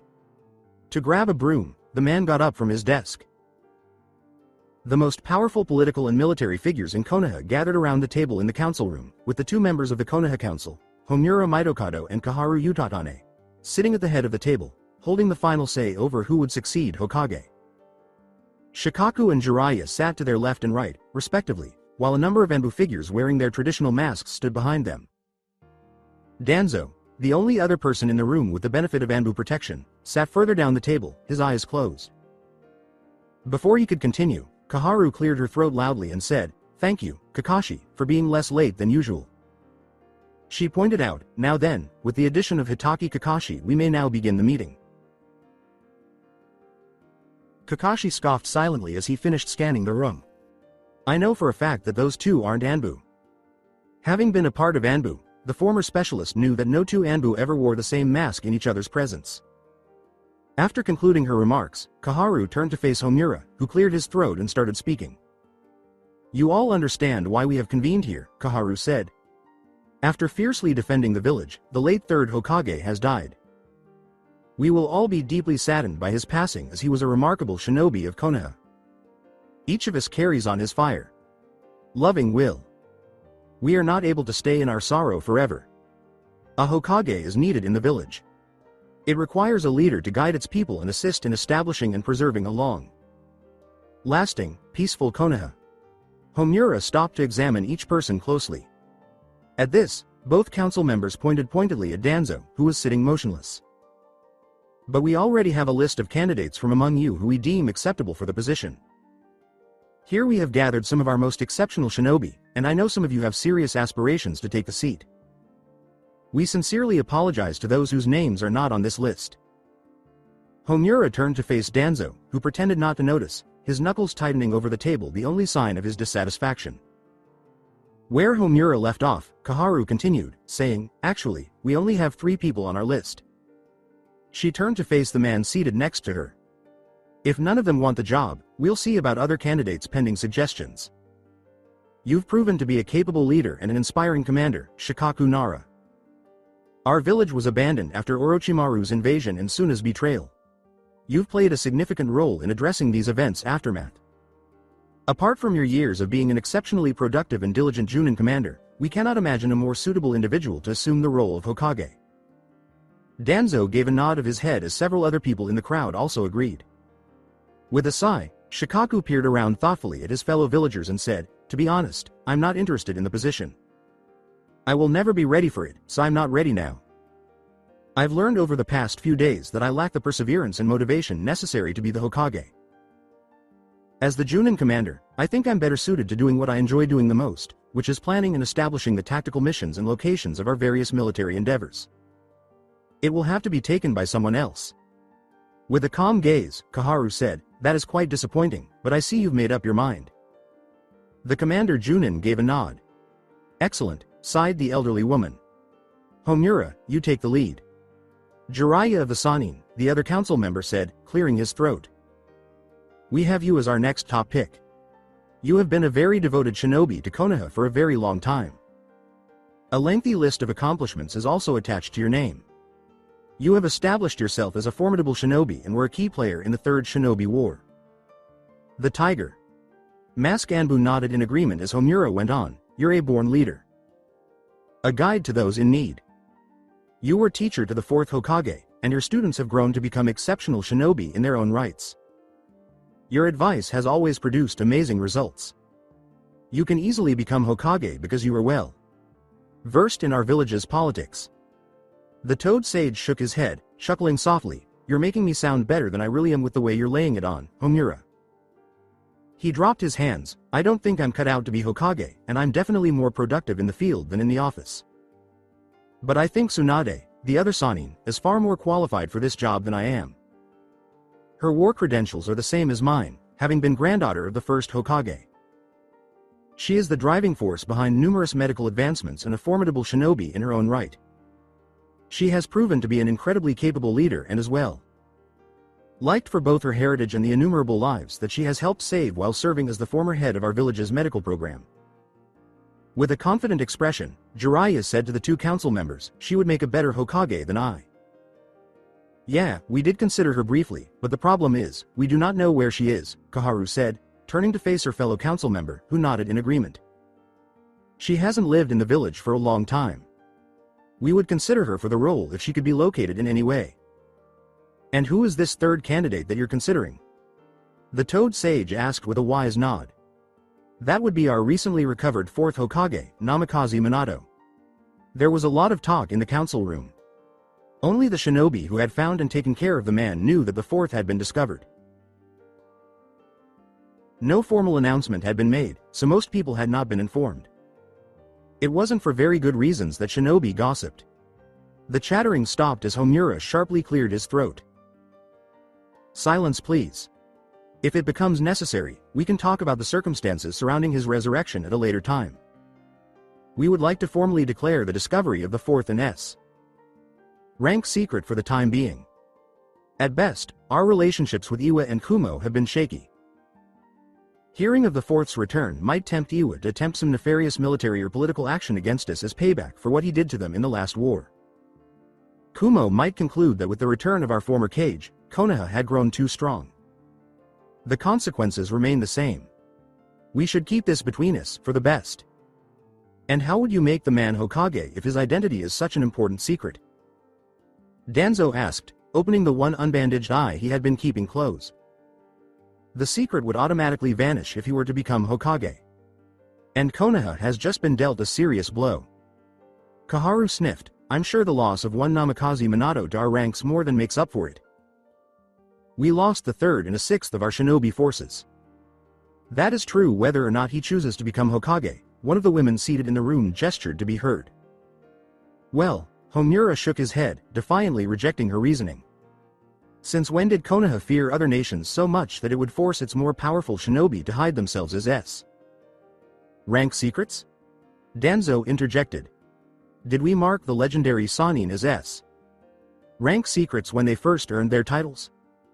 Did we make Sarutobi Hiruzen an S? Rank secret when he demonstrated an incredible mastery of all 5 elements? Has Konoha gotten so weak that we are scared to even hold strong shinobi? What kind of backwards world are we living in these days? The old war. Hawk sighed. I remember a time in which powerful shinobi were flaunted to both show the strength of the village and inspire fear in the enemy. Before expressing his opinions as was expected of him, Jiraiya gave Danzo a severe look. He has a point. The freedom and welfare of the powerful shinobi in our village are compromised by this kind of secret. I propose eliminating these types of mandates. The fourth does not have to face rejection from his own community. The council members exchanged glances before Koharu broke the silence and said, okay. However, be aware that the decisions made here today are the reason behind any war declarations from Kumo or Iwa. Jiraiya, are we getting a little off topic? She asked, turning to face the lone Sannin in attendance. We're not sure of Tsunade's location. Our previous Hokage, Namikaze Minato, would be the obvious choice for the position as you don't want it.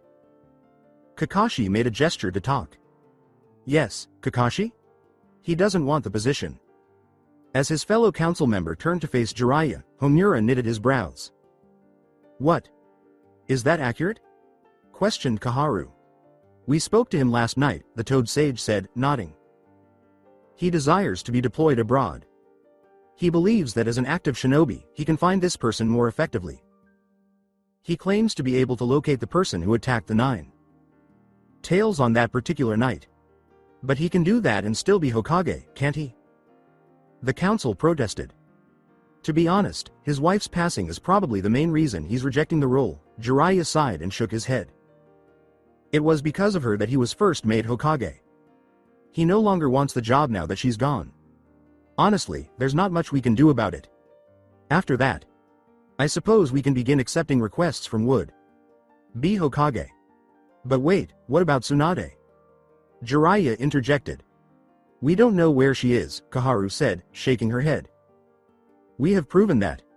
With a smile, Jiraiya said, actually. I've been tracking my teammate since she left almost 20 years ago. I can practically pinpoint her exact location thanks to some very trustworthy information I recently received from my network. I can get her back in Konoha in time for the official Hokage selection if you give me a few weeks. The council members exchanged words for a short while before coming to an agreement, and Jiraiya paused to let them register. It is agreed. We will offer Senju Tsunade the job if you can get her back to Konoha in time for the formal selection. I'd also like to take one Uzumaki Naruto with me, smiled the Toad Sage. Naruto Uzumaki? They knew exactly who and what Naruto was, but they also knew that Jiraiya, if anyone, could keep him safe. Homura turned to look at Kaharu, who shrugged. We will permit it. With a mental high five to himself, Jiraiya said, Minato's coming too. Naruto's father, Kaharu and Homura exchanged a glance. All right. In the unlikely event that Jiraiya fails to locate Senju Tsunade, the remainder of the meeting will be devoted to requests for the Hokage position. We'll listen and make an unbiased decision. People who don't submit a request could be kicked out. Danzo held up his hand to say, hold on. Tell me about the fourth, please. Many people in attendance expressed the same opinion. Shikaku, would you? Homura sighed, all right. The villages soon. 2. B. Former leader got up and summarized the fourth's discovery and subsequent recovery, saying, sure. Having assisted the Chuunin commander in finishing his report on the fourth, Kakashi left the meeting room, deciding he was no longer needed. Jiraiya remained. It was necessary for him to provide a brief outline of his plans and whereabouts while looking for his teammate. He stayed on to assist with the analysis of the different Hokage candidates. Jiraiya wasn't naive enough to think Tsunade would just agree to go back to Konoha with him, even if it meant taking up the role of Hokage from their deceased mentor. The Sannin's voice carried great political weight, and he stayed to ensure they did not choose some prick who happened to be skilled at kissing up to the two council members. At the very least, the meeting would go until noon. Just over an hour had passed since the meeting began, at 7:28 a.m. Kakashi left the administration building and headed for Naruto's apartment.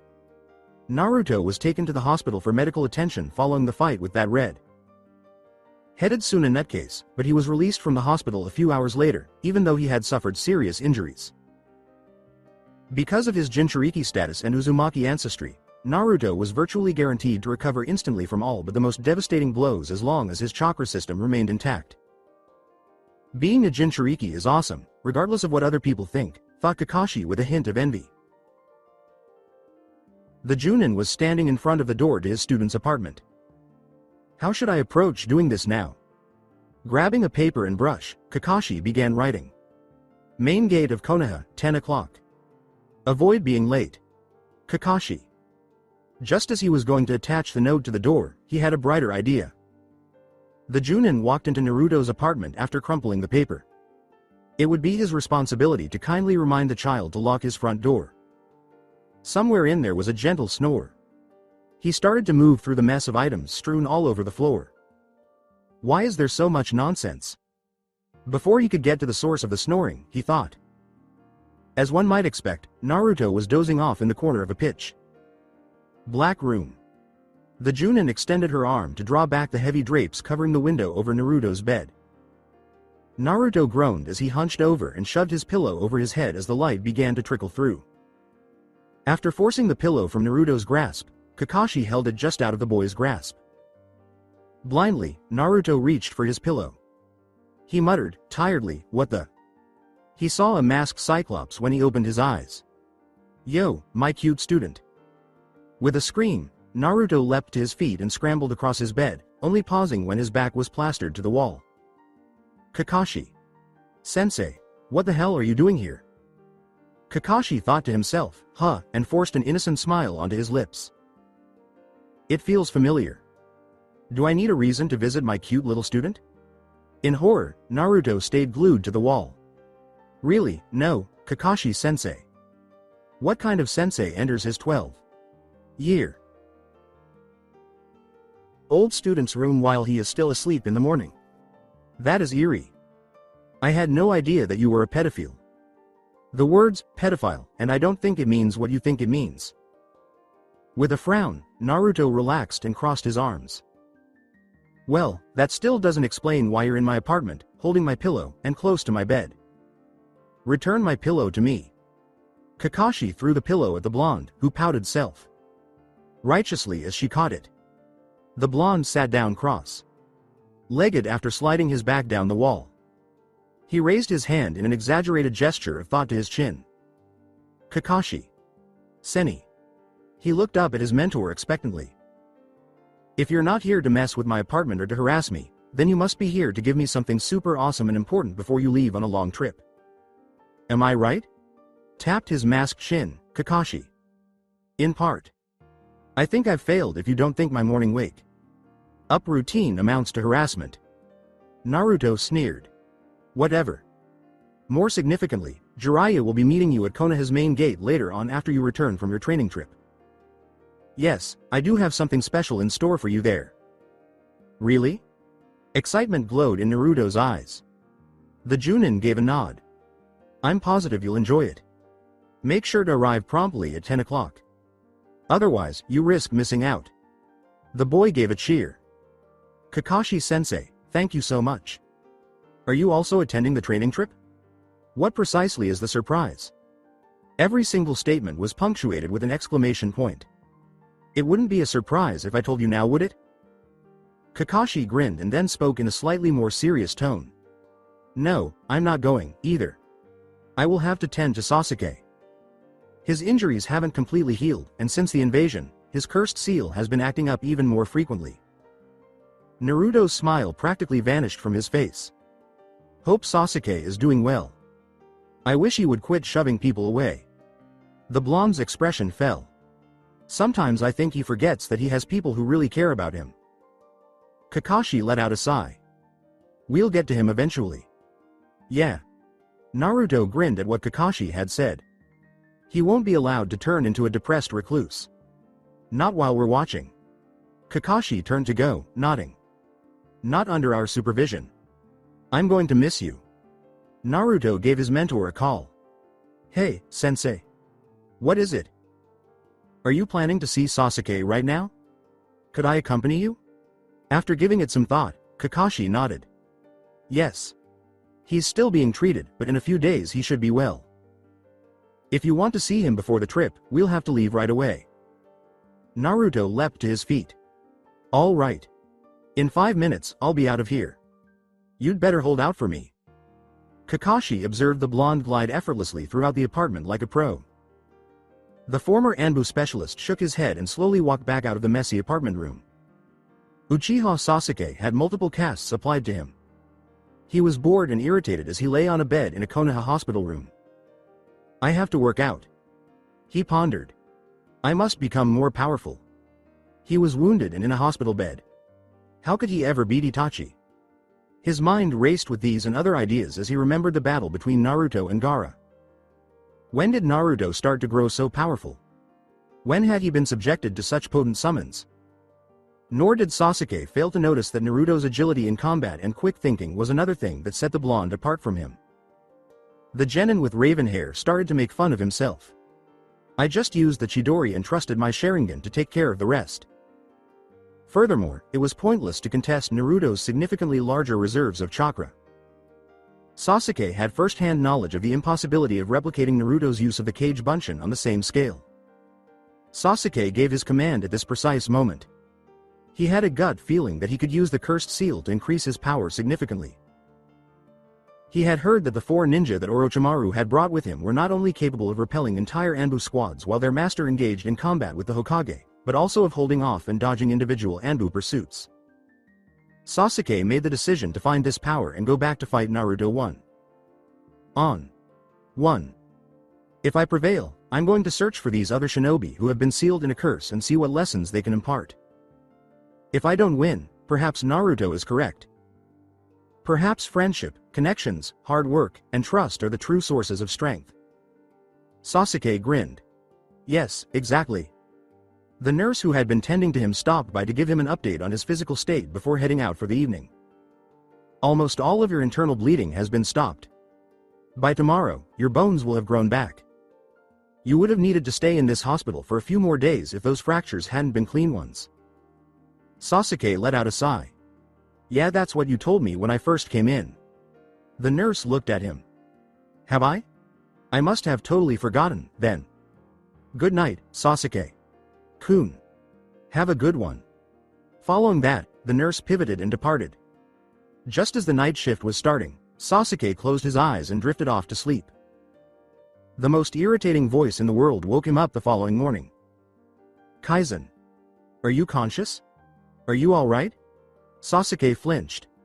Naruto made a lot of noise. Yeah, I'm awake, no thanks to you, Dobi. Naruto let out an exaggerated sigh of relief.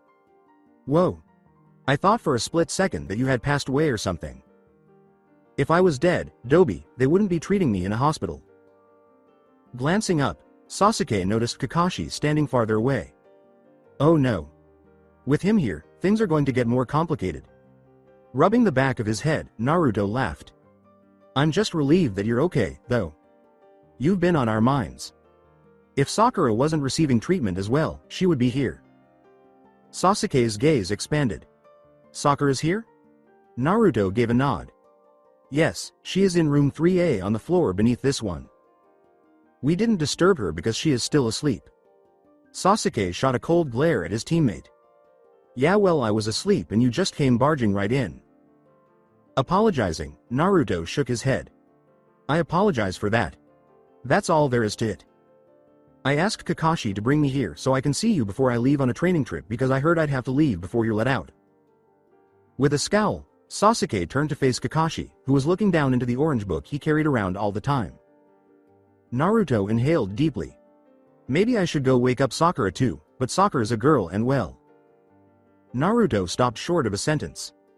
You know. Sasuke appeared appalled. Shy, Naruto? Have you not made 100 or so attempts to ask her out? Is the world coming to an end or what? It is not the same waking her up. The way you treat a girl you know is known as chivalry. Amused, Sasuke huffed. And since when did Uzumaki Naruto know anything about chivalry? Naruto scowled. Hi. Teme. You'll have to swallow those words. I am well versed in chivalry. I don't just go wake girls up from their sleep, for instance. Sasuke's mouth quirked as he forced back the smile that was about to break out. You're an idiot. Behind the scenes. With a sigh of relief, Kakashi watched as his two students joked around with one another. That Naruto. I'm not even close to him in comparison. The whole time Naruto spent with Sasuke was only 20 minutes. For the trip, he had to pack and get rid of the perishables in his fridge. But at the instigation of his rival Uchiha with raven hair, he went down to room 3A to see Sakura before leaving the hospital. Fortunately, Kakashi had brought her a medical textbook from the Shinobi archives, and Sakura was already wide awake. Sakura put down her book as he walked up to her crush, giving him a quick wave and a happy hello. It was pleasant to have guests. Hey Naruto. Naruto had an ear. 2. Ear grin. Hello, Sakura. Chan. I'm very happy you're awake. I was going to wake you up with that Sasuke. That really is so dumb? He really has no idea what chivalry is. How come? Sakura covered her confusion with a smile and a nod. Right. Satisfied that Sakura was more open-minded than usual, Naruto launched into his next thought. So, Sakura. Chan, pay attention. This may be the final time I see you for a while because I'm leaving on a very lengthy trip and won't be returning anytime soon. Expectantly, Naruto gazed at the pinkette.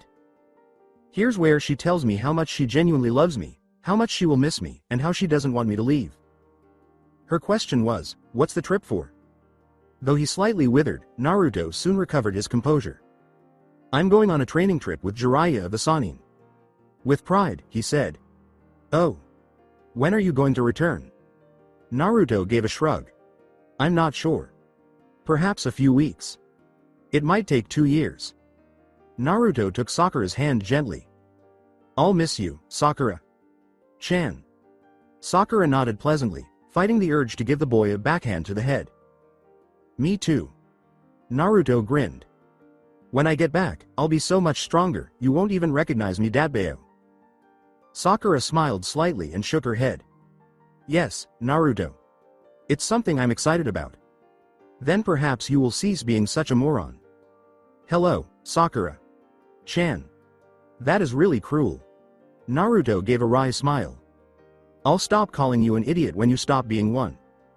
Naruto nodded, then abruptly changed his tone. Hana. Chan Sakura. Attend to Sasuke. Teme. He's reportedly been acting strangely ever since the Chuunin exams. I am aware that you love him more than anybody else. Please, don't let his retaliation related melancholy and depression get too much worse.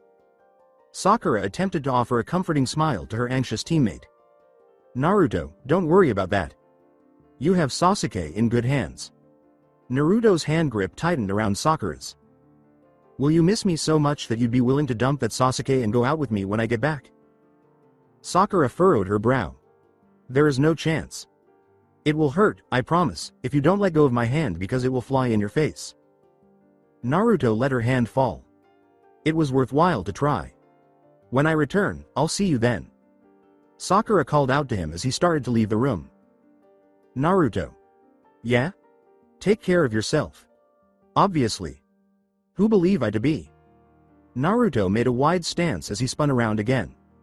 I'm the great, future Hokage, Uzumaki Naruto. Yes, whatever. Leave this place now.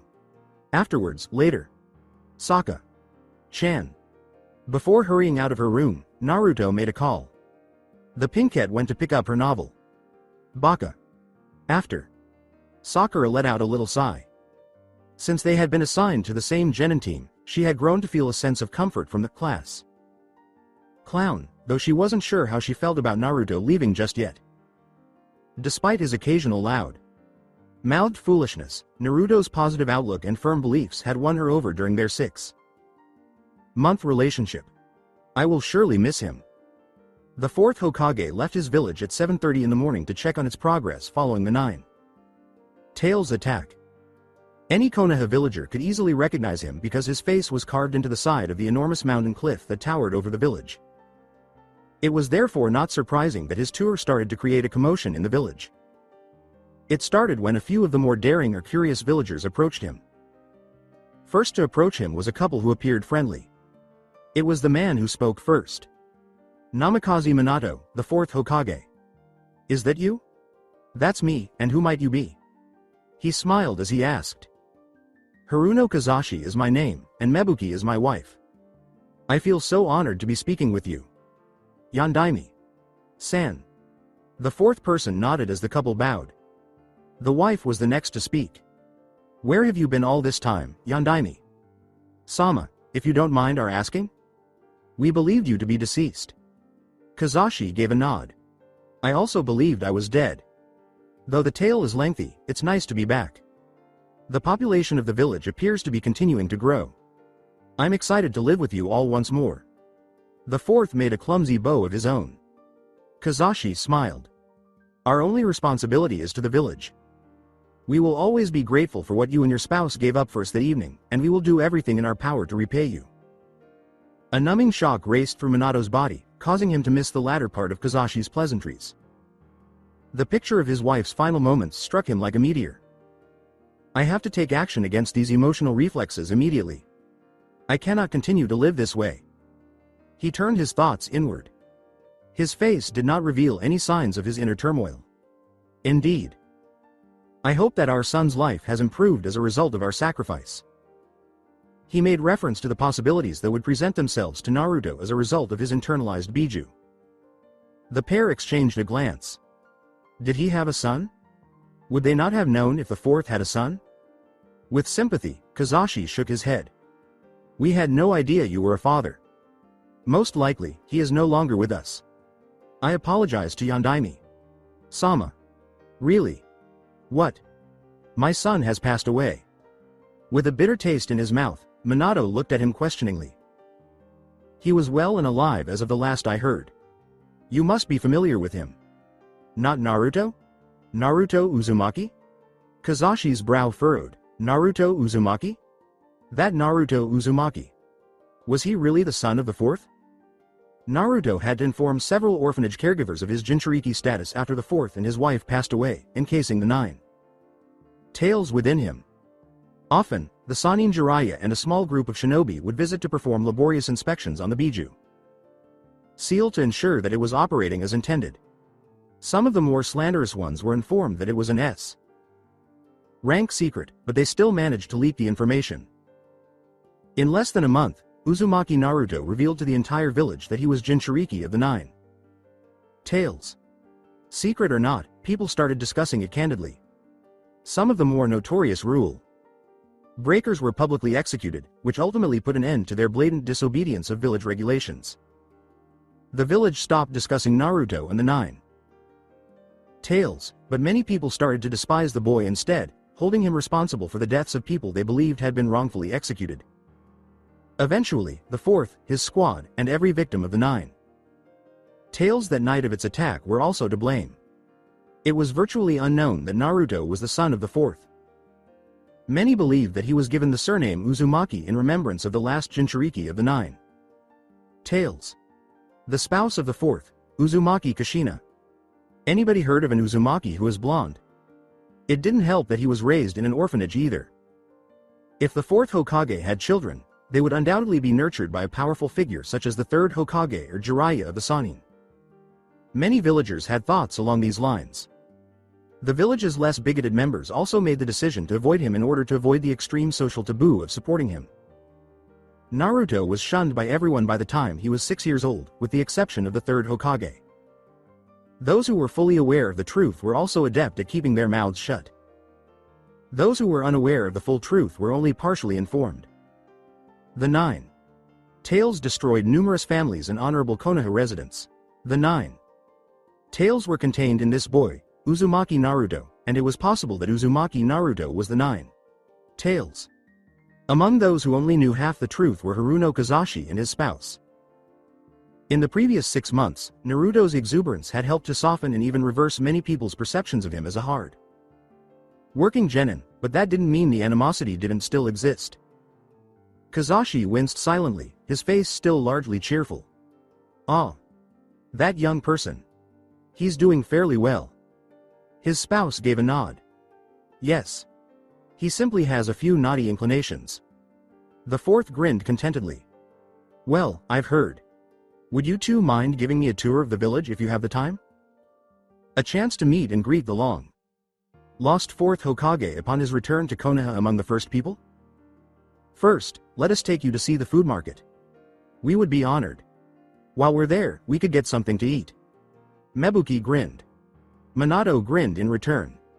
At 10 o'clock, Naruto and I will meet at the village gates. Let's make an effort to keep this brief. I sincerely appreciate you taking the time. Kazashi gave a nod. No problem. The Fourth almost gleamed. So, tell me what you know about him. Who? My son. The pair turned pale. People gathered around the couple, maintaining a respectful distance as Minato spoke with them. They were talking loudly. What's with the commotion? It's the Fourth Hokage. Impossible, I thought he was dead. Let me see. Let me see. Let me see.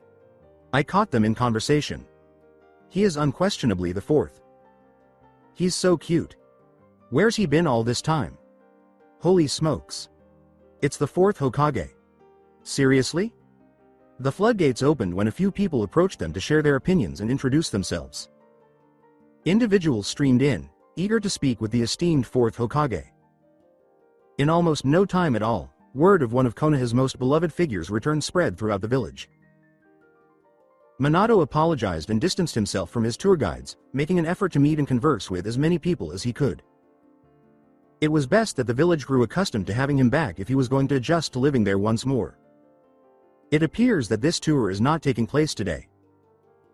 After packing a canister of water, a few changes of clothes, some cooking and eating utensils, a toothbrush, a kunai, and a few snack rations, Naruto completed packing the few items he would need for the journey. He looked longingly at the items he was unable to pack. Man, I really need to figure out how to create those storage scrolls so I can take more items. With regret, he considered. Approaching the village gates, he came upon a sizable group of people dispersing. Curiosity drove him to blend in with the throng and approach an unidentified bystander. Hey, what's going on here? The woman looked kind and maternal, maybe 40 years old. With a sneer, she turned to face Naruto. Scram. Naruto achieved that. Turning, he faced a couple nearby. When they noticed him coming their way, the couple broke into a big smile. Naruto. It's wonderful to see you again. Naruto's face was scowled. He usually got terse and direct responses from people he approached. At times, they acted completely disrespectfully toward him, but the worst of all was when they chose to ignore him as if he didn't exist. There weren't many instances of this. The strangers who were kind to him usually had a hidden agenda. He became agitated as a result of the couple's seeming delight in seeing him. Well, yes. You and I are strangers. I simply wanted to know what was up with the boisterous gathering and everything. It's your father, I see. His return has the villagers in fits of excitement. With a smile, the woman seemed to explain everything. Naruto's eyes widened in a theatrical display of shock. He let out a small, silent sigh. Telling him lies to boost his hopes wasn't even a clever practical joke. It was merely cruel and petty. I was aware of their ulterior motives. In place of his lover, the man spoke. Naruto, I have to admit that your father's return to Konoha is truly amazing. We are ecstatic for you. Yes, Naruto mused sarcastically, fighting the impulse to roll his eyes. They were in for a surprise if they believed he would fall for such a simple ruse. Naruto acknowledged the man's clichés with a friendly nod. Many thanks for that. I'll try to get a hold of him. Goodbye. The woman gave a cheerful wave. My spouse is Kazashi, and my name is Haruno Mebuki. Tell your dad that we've said hello. I will. Once more, without paying much attention to their introduction, Naruto nodded. Leaping out of view, he created a shadow clone. Because it was designed using Naruto's mental processes, the clone didn't require a debriefing before silently carrying out its intended function. I sincerely hope they like what I prepared for them. Grinning, the original thought raced after the throng. There was still a small window of time. A few obstinate followers lingered as the last of the stragglers started to distance themselves from him. He had just under 30 minutes to reach the meeting spot with Jiraiya Sensei, and if he continued at his current speed, he would not make it. That was the small speech that Minato had given to the crowd, omitting the specifics of his meeting so as not to attract attention. Since becoming the Hokage, he has rarely had privacy in public, and his 12-year absence hasn't made it any easier. And now for those more devoted fans of his. He let out a sigh. A charming woman with pink hair obstinately clung to his arms while babbling on about how his sacrifice had saved her family and how she had been in love with him ever since. What was her age when that occurred? 10 years old? I'm not interested. He spoke bluntly before a very attractive blonde grabbed his other arm. Yanem. Sama, if you're not interested in her, would you be interested in me? Her voice, it was assumed, was meant to be sensual as she sang. Please unhand me. The fourth gave her a serious glance. Another person grabbed him from behind, pressing their breasts into his upper back. I've been dreaming about you ever since hearing about your life, how you faced off against 1,000 Iwa. Nin by yourself, how you stopped the 9 tales from destroying the village, and all the other amazing things that you've done, Minato. Sama. The yellow flash had difficulty. Things were getting out of hand, even though he didn't want to be impolite. Please be considerate of my interests and personal space. I wish to avoid having to use, he broke off mid-sentence.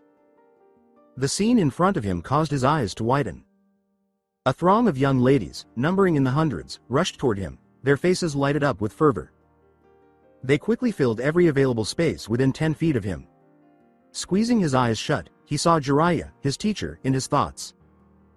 For him, this would have been his ideal situation. Actually, I believe that the sensory overload from this would have rendered him unconscious. Then, remembering what he'd been told the previous evening regarding Jiraiya's initial meeting with Naruto, it all came together. Excitement pounded in Minato's heart.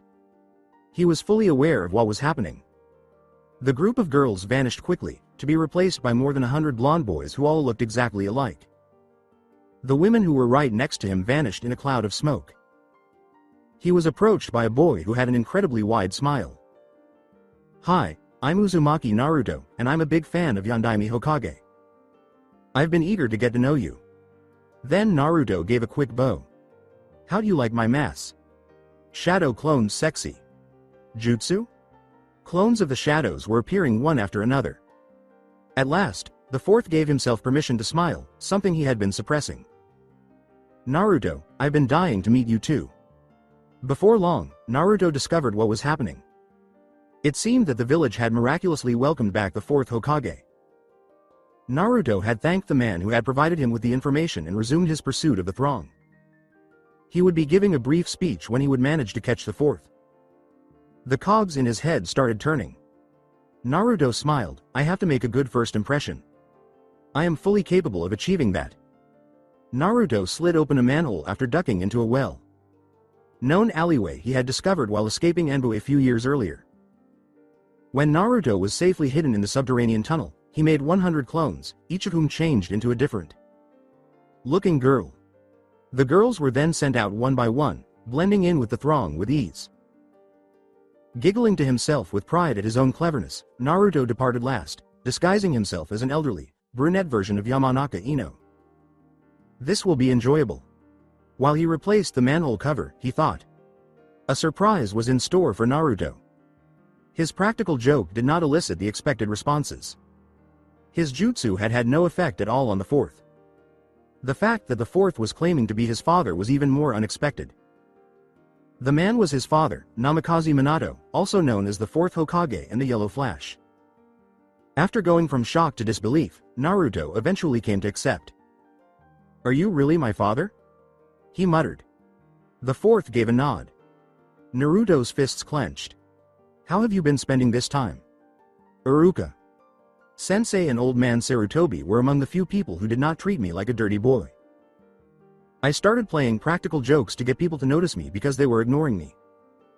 Even people I had never met before detested me. I felt as though I were a criminal or something. I would not have been permitted to enter the academy if it weren't for the elderly man. Then, when I declared my desire to become Hokage, everyone laughed at me as if I were foolish, he sobbed. But I didn't stop smiling because I was scared that if I did, I would turn into the monster that they all claimed I was. I never gave up trying, but no matter how hard I worked, people would always tell me how useless I am and that I ought to end my life. I yearned for someone to stop treating me like I didn't deserve to live, someone who would protect and love me like a strict father and a fierce mother. He could tell Naruto was babbling. He just wouldn't stop crying for some reason. Ever since he could remember, he had dreamed of meeting his parents. He had an imaginary thought that his parents were taken prisoner by a malevolent group, awaiting an opportunity to flee and rejoin their son. He liked to pretend sometimes that his parents were some kind of royal family who had forgotten who he was when he was born and were still looking for him. On other occasions, his thoughts would become more sinister, conjuring up the picture of parents who detested him with the same hate and revulsion he'd frequently witnessed on the faces of the villagers he'd grown up with. No matter how cruel or loving he'd imagined his parents to be, he would play through numerous scenarios in which he was finally reunited with them, and not a single one of them would have him crying like a girl. With a shamed expression on his face, Naruto wiped his tears with an arm. I guess I'm crying because I'm so happy that you're actually here, that I actually have a father and that you didn't throw me away because you didn't want me. With more than a hint of surprise, Minato listened to his son. What he was hearing now contradicted everything he had been told about his son. He had not been deceived by anyone. He had heard many stories about his son, including how he was a dedicated shinobi who wanted to become Hokage, how he defeated the brilliant Hyuga in the Chuunin examinations, and how, with the aid of Gamabunta, the chief of the Toad Summons, he had defeated Tsunade's Jinchuriki. Even Naruto's godfather, Jiraiya, had focused more on the boy's training under his guidance than on his early years. Everything he had heard about his son prior to his transformation into a genin was transient, he realized. All he truly knew was that Naruto was a joker who had grown up in an orphanage and had been admitted to the academy at the age of 7. He put in a lot of effort there and was able to keep up with other kids his own age. Minato was startled and stood up. While he was aware that expecting his son to be hailed as a hero might have been overly idealistic, he wasn't at all unrealistic in anticipating that his son wouldn't grow up in a hostile and discriminatory environment. But the sadness outweighed the shock. His son's situation deeply saddened him, and he regretted not being there for him when he was most needed. Something uneasy settled in his stomach. He was going to speak with a couple of individuals. The fourth knelt and gently hugged his son, showing no signs of these thoughts on his face. Naruto, I'm very proud of you. In spite of everything that has happened to you, you have grown into an amazing person and shinobi. Please never alter that. Naruto gave a loud sniff. Grinning, Minato pulled away from his son, his hands still resting on his shoulders. It's okay to cry. Naruto gave a headshake. He had had enough of crying. Rather, he grinned, flashing his father the same smile he'd worn when he'd first introduced himself. Kakashi-sensei informed me that he was waiting for me at the main gates with a surprise. The unexpected thing was you, wasn't it? I suppose I am. You were aware that Kakashi was one of my students, right? Naruto's gaze expanded. Really? He never shared any information with us. Minato gave a nod. Jiraiya. Sensei and I still need to meet at the village gates. Would you mind telling me what you know about him if we arrived early? Why do we keep waiting? Come on, let's go. Naruto gave a hearty cheer. His father was forced to chase after him as he turned and ran toward the village gates. His father called after him as he ran. Naruto. Hold up. The boy ran, grinning. Joyous tears shot from his eyes. The happiest day of his life was now. In another location, a man and a woman stood in the middle of Konoha's food market, dripping wet and nude, with only a few bushes protecting what little dignity they still had. People's looks toward them were mixed. Astonishment, lust, disgust. The couple looked ashamed and angry, their faces going red. The man clenched his jaw. I hate that kid so much. Kazashi is someone I know. I am aware. As they made the lengthy journey back to their home, the woman gave a nod of approval. So that's it for today. I hope you guys enjoyed it. Don't forget to like, share and subscribe to the channel for more awesome stories like this. Thank you. See you all in my next video.